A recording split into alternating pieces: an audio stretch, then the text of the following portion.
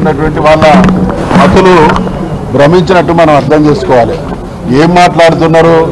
గడిచిన 10-15 రోజులుగా అంటే బీఆర్ఎస్ పార్టీ అనేది 10 సంవత్సరాలు ప్రభుత్వాన్ని నడిపి 14 సంవత్సరాలు ఉద్యమం కొనసాగించి ఈ 8-9 మాసాల కాలంలోనే తెలంగాణ ప్రజల్లో మళ్ళీ బీఆర్ఎస్ వైపు ప్రజా అభిప్రాయాలు సానుకూలంగా మారుతున్నాయి. కాబట్టి గోటికాడి నక్కలాగా పవర్ కోసం వేచి చూస్తున్నటువంటి భారతీయ జనతా పార్టీ అదే రకంగా ఇచ్చిన హామీలు నిలబెట్టుకోలేక ప్రజాక్షేత్రంలో ఎదురైతున్నటువంటి వ్యతిరేకతను తట్టుకోలేక విషయాన్ని తప్పుదారి పట్టించడం ద్వారా పక్కదారి పట్టించడం ద్వారా రాజకీయ పబ్బం గడుపుకోవాలనుకునేటువంటి పార్టీలకు బీఆర్ఎస్ పార్టీ పేరు వింటేనే వాళ్లకు ఒక రకమైనటువంటి గందరగోళ భయానకమైనటువంటి పరిస్థితులు కొనసాగుతున్నాయి. కాబట్టి దీన్ని మనం ఖచ్చితంగా ఈ 2 పార్టీలు కూడా బీఆర్ఎస్ పార్టీ ఉంటే పుట్టగతులు ఉండవనేటువంటి భయంతో ఆందోళనలతో మాట్లాడుతున్నటువంటి మాటలు. ఒకవేళ బీఆర్ఎస్ పార్టీకి ఎవరితోనైనా లోపాయికారి ఒప్పందాలు ఉంటే 6 మాసాల ఆడబిడ్డ జైల్లో ఉంటుందండి. కాస్తన్న ఇంగిత జ్ఞానం ఉండాలి. మాట మాట్లాడడానికి నాలుకను తాటిమట్ట కంటే చులకన చేసి మాట్లాడేటువంటి వీళ్ళ కుసంస్కారాన్ని ఖచ్చితంగా ఖండిస్తా ఉన్నాం. న్యాయపరంగా చట్టపరంగా మరి కొట్లాడి ఈరోజు సుప్రీంకోర్టు ద్వారా బెయిల్ పొందడం ఖచ్చితంగా కవితమ్మ తెలంగాణ ఉద్యమకారుల నైతిక విజయం. వీళ్ళ నోళ్ళకి ఇప్పటికైనా మరి మూతపడితే తాళాలు వేసుకుంటే మంచిది. లేకపోతే ప్రజాక్షేత్రంలో ఇవన్నీ కూడా గమనిస్తూ ఉన్నారు.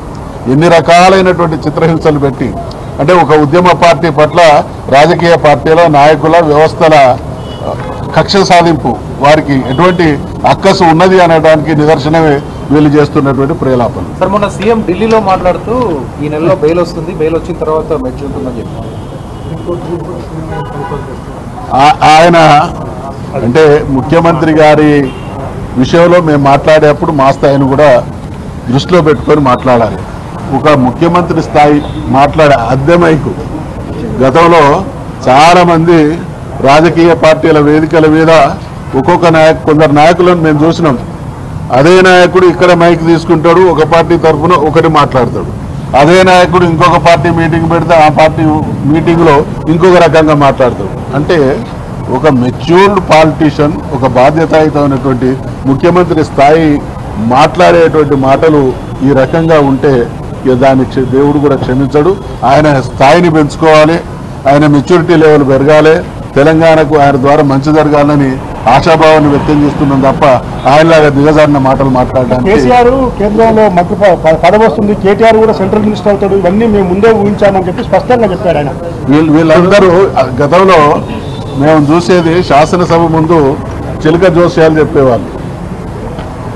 వాళ్ళు బహుశా ఇక పాలన అనేది పక్కన పెట్టి ఇటువంటి జోస్యాలతోని కాలం వెళ్ళబుచ్చేటువంటి ప్రయత్నాలు చేస్తూ ఉన్నారు. అన్నిటికీ కాలమే నిర్ణయం చేస్తుంది. గతంలో మిత్రమ బీఆర్ఎస్ పార్టీ టీఆర్ఎస్ పార్టీని పెట్టిన తొలినాళ్లలో కొందరు నాయకులు ఇది మకలో పుట్టింది పూపలో పోతుంది అనేటువంటి మాటలు విన్నాం.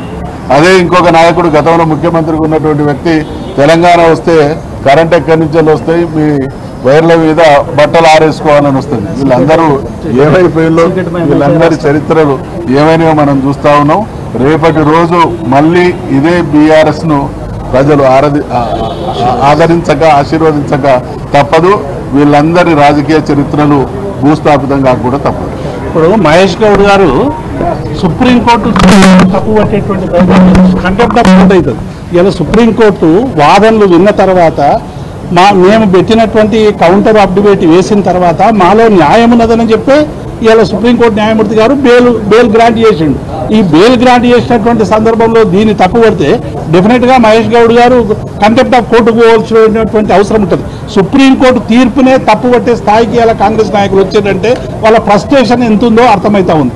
ఎందుకంటే ఇలా కాంగ్రెస్ పార్టీ అనుసరిస్తున్నటువంటి దుర్నీతి వలన ప్రజలందరూ కూడా రోడ్ల మీదకి వస్తూ ఉన్నారు. రుణమాఫీ కానీ హైడ్రా కానీ రకరకాల కారణాలు చెప్పి ఇలా ప్రజల్ని వేధించేటువంటి పరిస్థితి తెస్తున్నటువంటి పార్టీకి సరైనటువంటి జవాబు చెప్పే విధంగా ఇవాళ బీఆర్ఎస్ పార్టీ రాజకీయ రణక్షేత్రంలో ఉంది.